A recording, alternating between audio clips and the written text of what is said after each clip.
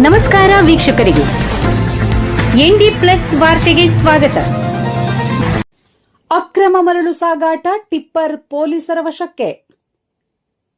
ಕಾರವಾರ ತಾಲೂಕಿನ ಸಿದ್ದರ್ ಗ್ರಾಮ ಪಂಚಾಯತ್ ವ್ಯಾಪ್ತಿಯಿಂದ ಕಾಳಿ ನದಿಯಿಂದ ಅಕ್ರಮ ಮರಳು ಗಣಿಗಾರಿಕೆ ಮಾಡಿ ಟಿಪ್ಪರ್ ಮೂಲಕ ಸಾಗಾಟ ಮಾಡುವಾಗ ಶುಕ್ರವಾರ ರಾತ್ರಿ ಕಾರವಾರ ಗ್ರಾಮೀಣ ಪೊಲೀಸ್ ಠಾಣೆಯ ಪೊಲೀಸರು ಖಚಿತ ಮಾಹಿತಿ ಮೇರೆಗೆ ಅಕ್ರಮ ಉಸುಕು ತುಂಬಿದ KA19 AA 3612 ಟಿಪ್ಪರ್ ಅನ್ನು ವಶಪಡಿಸಿಕೊಂಡಿದ್ದಾರೆ.